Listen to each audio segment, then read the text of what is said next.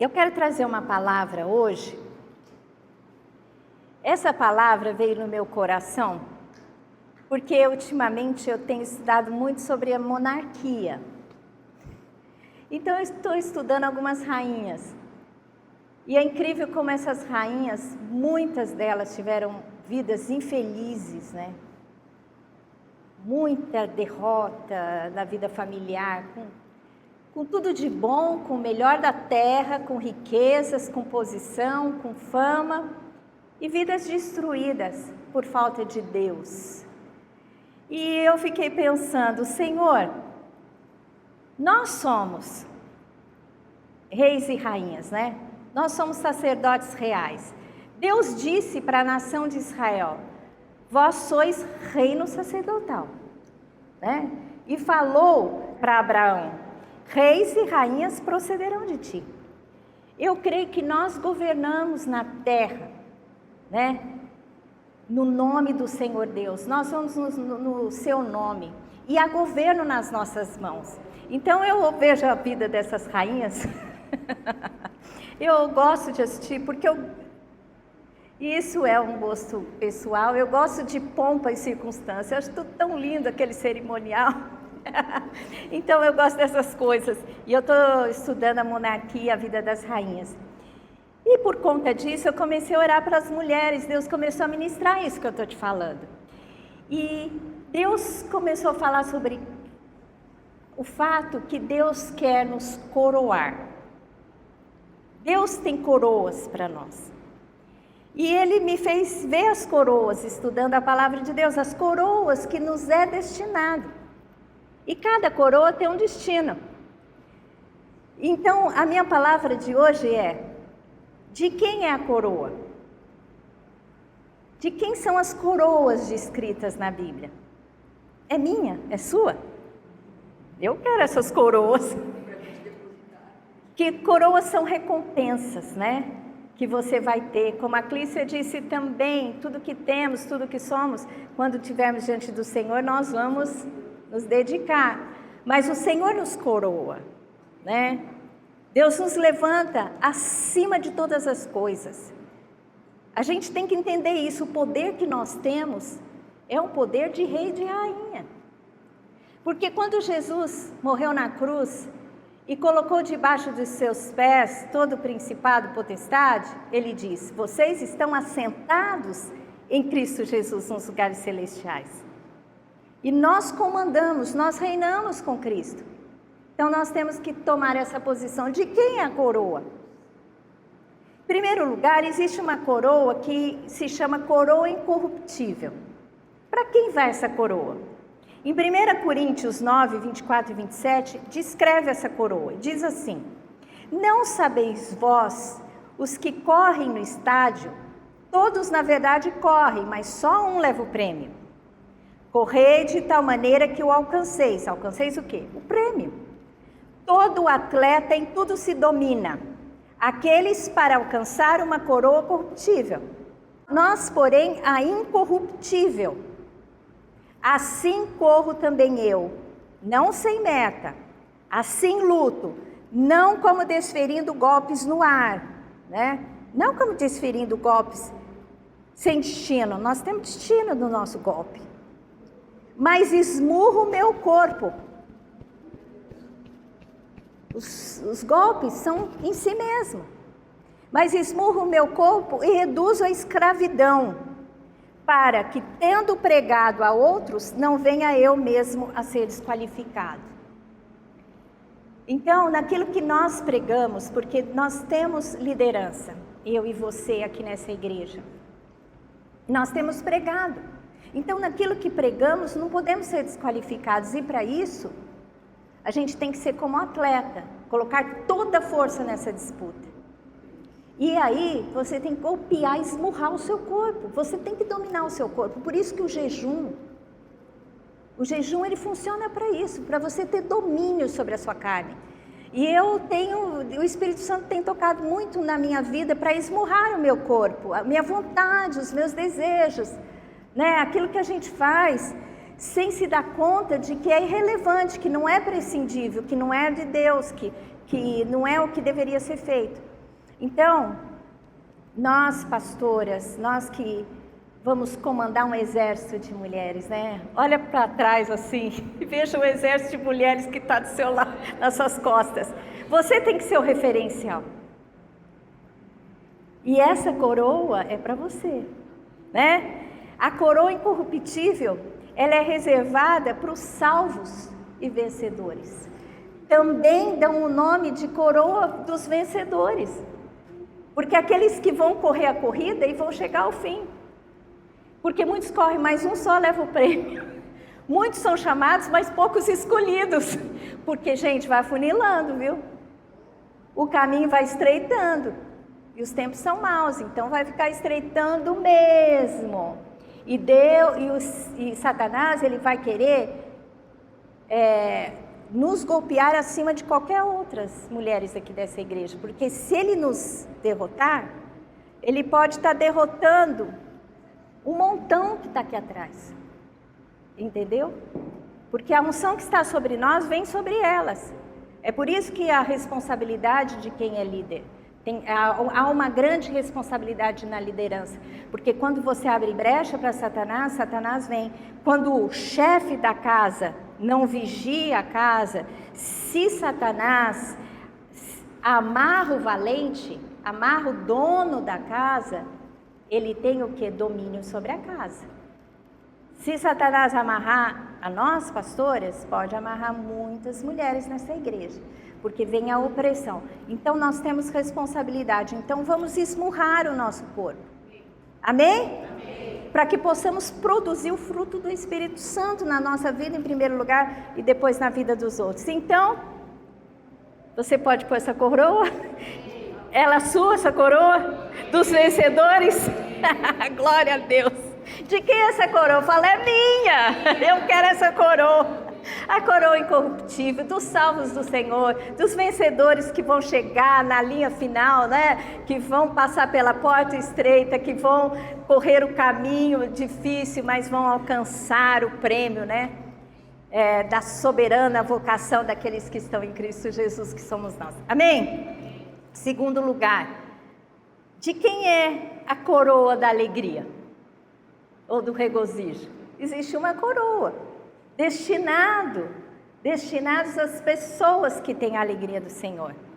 Em 1 Tessalonicenses 2:17 a 20 diz o seguinte: Paulo, ele está descrevendo o interesse dele pelos tessalonicenses, e ele diz assim: ora, nós, irmãos, orfanados por breve tempo de vossa presença, né? Ele está dizendo, Paulo, vocês estão sem mim, o Pai, né?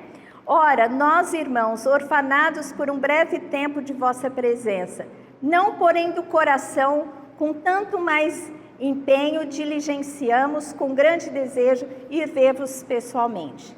Por isso quisemos ir até vós, pelo menos eu, Paulo, não somente uma vez, mas duas. Contudo, Satanás nos barrou o caminho. Olha a luta, né? Quando a gente vê a vida de Paulo, vê que exercer o ministério tem muitos embates com Satanás. E aqui ele está dizendo, eu queria ir ver, mas Satanás não permitiu. Pois quem é a nossa esperança, ou alegria, ou coroa em que exultamos? Na presença de nosso Senhor Jesus Cristo em sua vinda? Não sois vós? Sim, vós sois realmente a nossa glória e a nossa alegria. Amém? Então a coroa da alegria é destinada àqueles que ganham vidas, aqueles que fazem discipulado, aqueles que fazem discípulos. Quando vocês leem aqui, Paulo está dizendo, olha, eu amo vocês, eu queria ver, mas tive dificuldade. Agora ele diz assim, pois quem é a nossa esperança, ou alegria, ou coroa em que exultamos? Vocês são essa coroa, essa alegria. Na presença de nosso Senhor Jesus Cristo em sua vida. Quem é essa alegria? Não sois vós? Ou seja, uma pergunta retórica, vocês são a minha coroa. Vocês são a minha alegria. Sim, vós sois realmente a nossa glória e a nossa alegria. Amém? Então, para quem é a coroa da alegria? A coroa da alegria é para aquele que prega o evangelho, é aquele que ganha pessoas para Jesus, é aquele que faz discípulos. E é para isso que nós somos chamados, né?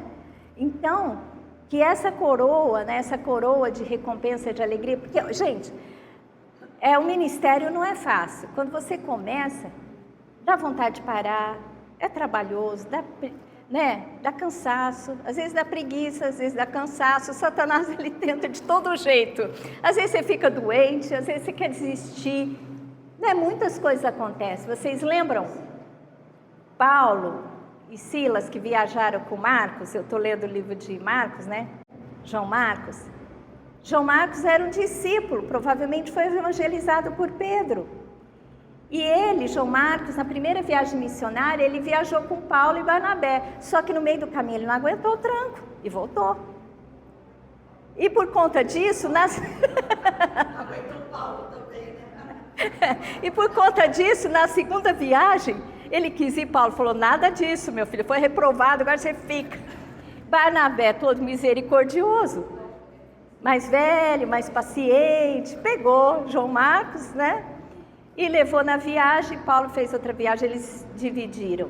Só que no fim da vida, quando Paulo está em Roma, ele falou assim: manda vir João Marcos, porque ele me é muito útil nesse tempo no ministério. Então, houve reconciliação. João Marcos foi trabalhado na sua vida e ele passou a ser uma pessoa muito importante para o apóstolo Paulo. Então, a vida é assim, gente. No ministério, a gente leva cada lambada, cada coisa. Eu fico assim, às vezes eu vivo cada coisa, cada decepção, que eu penso assim: é melhor viver isso do que não. É melhor isso do que nada, porque se você não se empenha, né, você não luta. E na luta você tem vitórias e derrotas, né? Então a gente é bom enfrentar. No ministério há muitas alegrias, mas há decepções e a gente tem que enfrentar essas coisas. É ou não é? Alegria. Gente, bom fruto, bom discípulo é uma benção. É fácil aguentar, é fácil engolir, é fácil, sabe? Um discípulo que te ama, te faz bem, te honra, né? É a tua alegria, como Paulo falou para os Tessalonicenses. Mas tem aquele que você vai ter que caminhar com ele até que ele dê o fruto, porque você não sabe o tempo de dar fruto. Eu me lembro uma vez que, no começo do meu ministério, a gente era discipulado lá no Palavra da Vida, nos pequenos grupos. E o meu líder e a minha líder me discipulava. E teve uma vez que ela era uma benção, ela foi uma benção. Eu reproduzi ela quando entrei no ministério. Até as receitas de bolo que ela fazia para receber as discípulas, eu fazia depois. Ela foi uma benção, mas uma coisa, eu percebi que ela não teve sabedoria para esperar o tempo de Deus na minha vida. Porque um dia ela me cobrou assim: você que é casada, tem a sua casa, você precisa abrir mais a sua casa para os outros alunos que são solteiros, para eles terem um aconchego de uma casa. E ela pediu isso para mim. Aí eu falei: olha, eu vou pensar no que você me disse. Aí eu fui pensar no que ela disse. Gente, olha, sinceramente, eu não correspondi ao desafio dela, não. Eu não abri minha casa.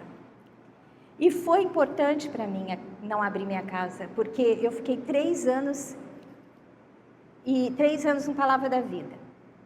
Lá era o meu refúgio, tanto para discipulado na minha vida, como para a gente se unir mais, eu e o Lamartine, para construir um relacionamento firme. E já, final de semana, eu já tinha um monte de gente que cuidar. E depois, quando a gente saiu de lá, a Érica nasceu, a igreja formou, minha casa era aberta para tanta gente. Eu reproduzi o modelo, minha casa era aberta como a dela, eu recebia gente. Durante a semana, o Lamartine conta que teve uma semana que ele contou, acho que foi 27, foi o recorde, porque o Lamartine tudo tem alvo, né? A gente recebeu numa semana 27 pessoas em casa. Então, assim, a nossa vida foi assim, e foi importante aquele tempo não abrir minha casa, porque não era tempo de eu abrir minha casa, aquilo era o meu tempo, o meu refúgio. Agora, a gente tem que ter, no processo do discipulado, às vezes, essa sensibilidade. Nem sempre a gente tem, como ela não teve, ela foi boa em outras coisas, mas como para ela era tão fácil fazer aquilo, ela achava que eu tinha que fazer aquilo naquele momento, mas não era o meu tempo. Chegou o meu tempo, mas não era o meu tempo. Então, essa coroa de alegria, de quem ela é? Ela é sua? Amém? Você vai olhar para os frutos do seu trabalho e se alegrar. É verdade. Mais alegria, mais força, mais poder. É. Mais alegria. Exatamente. Então essa alegria, ela vem quando você vê o fruto do seu trabalho, né? Tem esse aspecto que a Clícia falou, que a alegria vem do Senhor e nos fortalece. Mas essa coroa de alegria, ela vem, você a veste quando você vê o fruto do seu trabalho. E isso é destinado a você? Amém? Amém? De quem é essa coroa? Fala minha! Glória a Deus. Terceira coroa, coroa da justiça. Em 2 Timóteo 4,8 fala dessa coroa.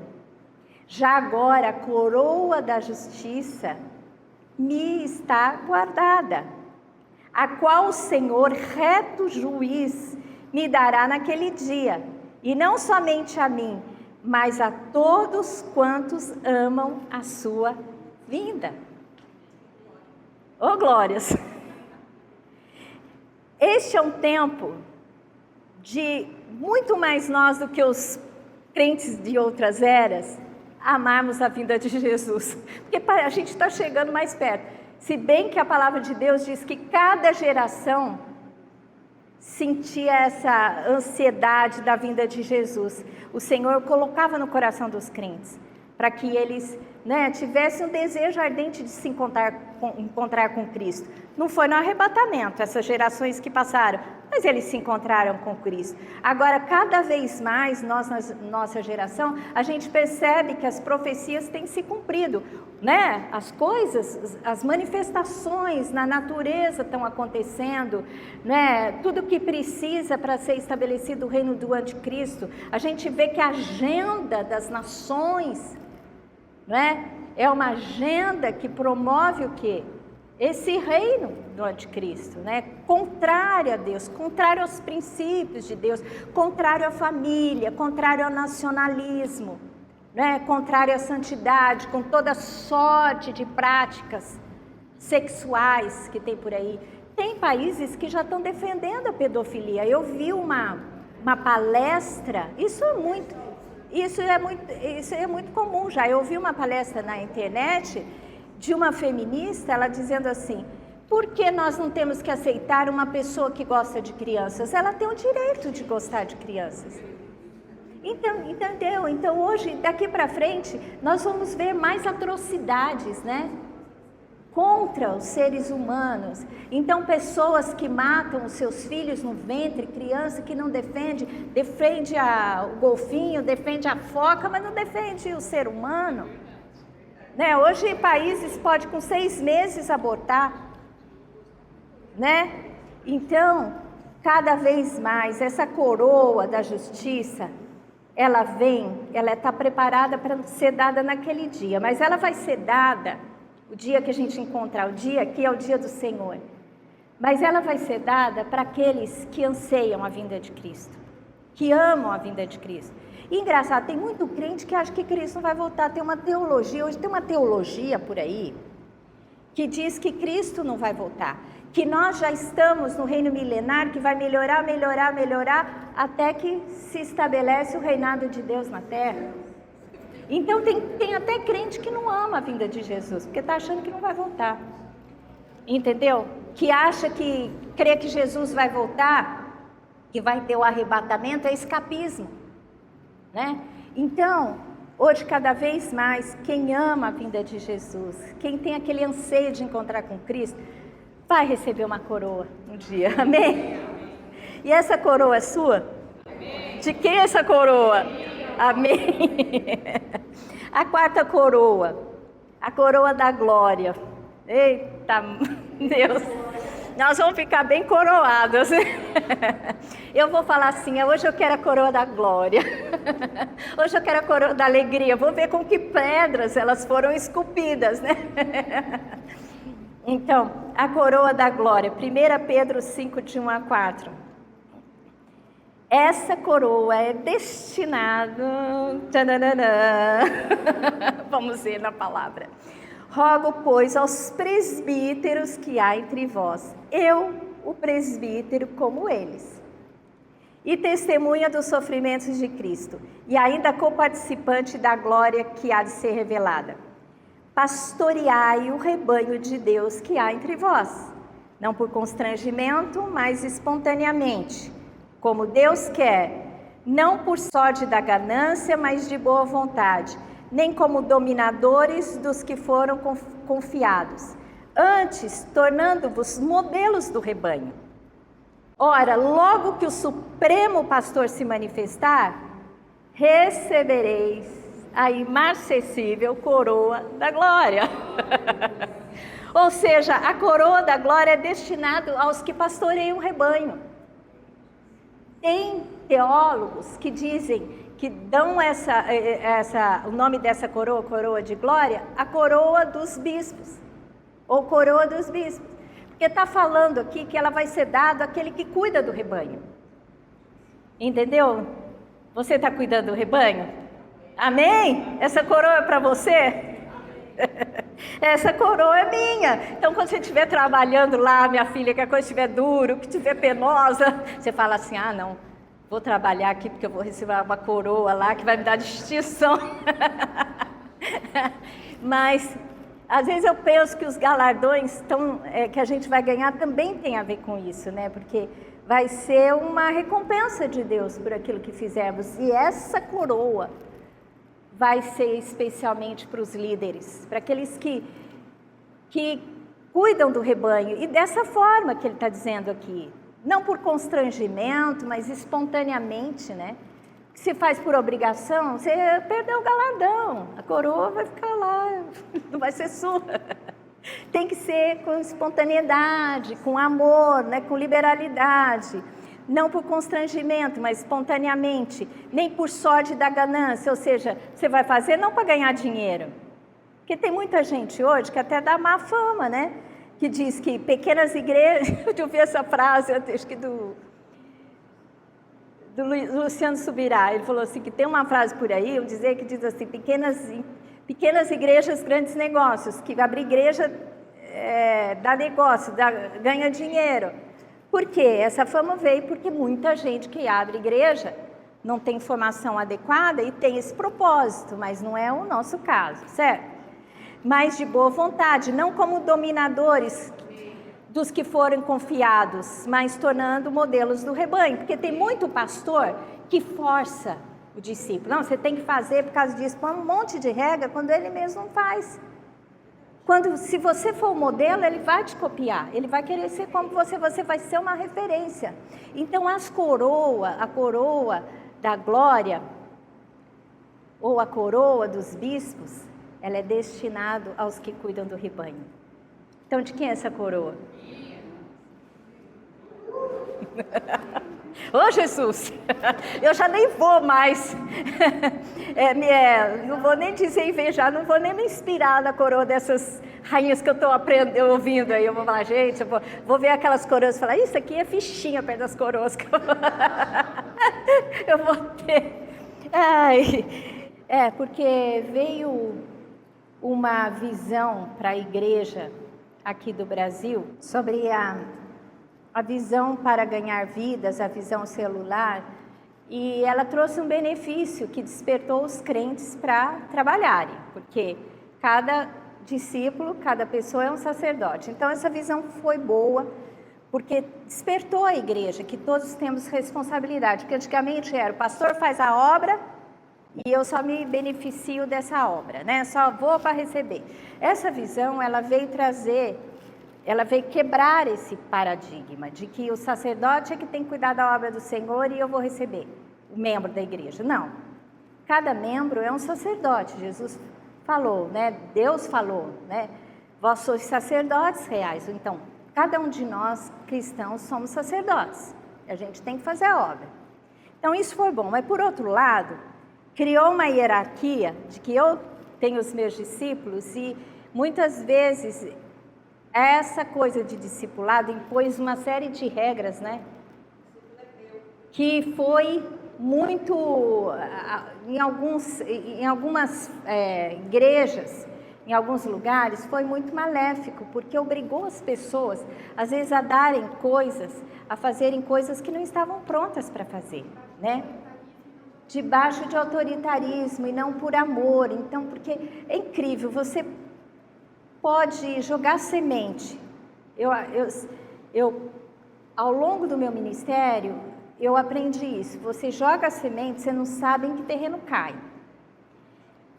Quando cai na boa semente, na boa terra, que a pessoa se converte, se torna discípulo, mesmo assim, cada um dá um tanto de frutos. Um dá 30, outro dá 60, outro dá 100. Você vai ter discípulo que é bombar, vai dar 100. Tudo que você fala para ele, ele vai fazer.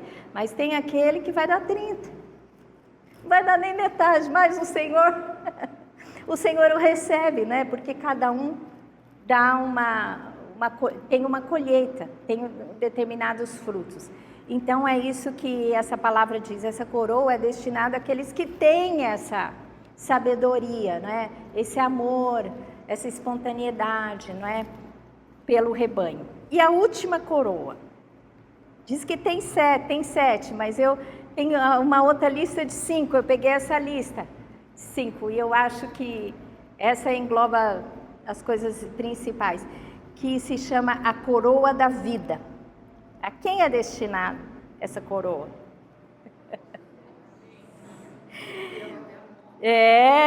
Você acertou.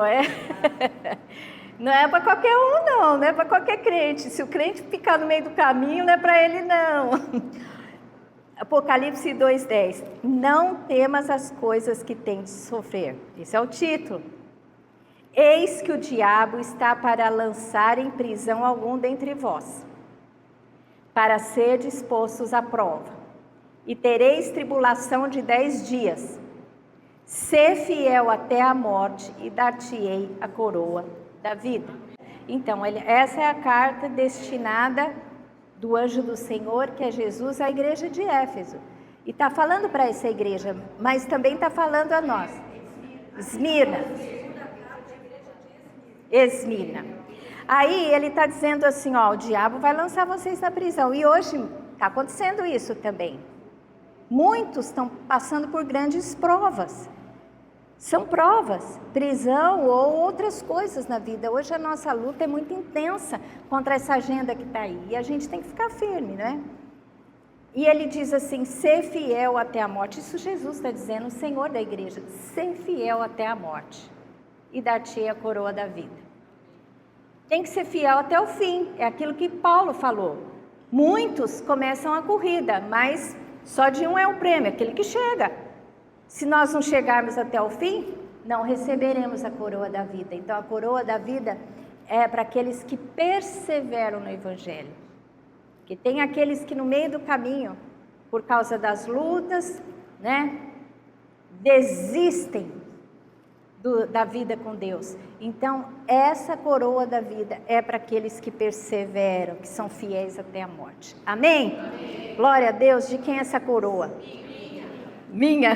Glória a Deus. Você tem 5 coroas. Olha, você vai poder desfilar nos céus assim. Se você entregar aos pés de Jesus, eu não sei se Jesus vai dar de volta. Ele vai, acho que você vai entregar assim como honra, e ele vai dar de volta e falar, não preciso dessa, eu já sou coroado pelos céus. Pelo Senhor, pode usar aí. Aí a gente vai desfilar com as nossas coroas. Estou brincando, gente. A gente não sabe como vai ser, eu acho que também não vai ter distinção para gerar coisas ruins. Mas eu me alegro em saber que eu vou ganhar recompensa. Eu não sei você, mas eu gosto dessa recompensa. E eu acho que quem não gosta de recompensa é mentiroso. É mentiroso, porque se Deus, tudo que Ele promete, Ele fala que a recompensa que a gente vai ter se a gente for fiel, que nem eu falo muito sobre dízimos e ofertas.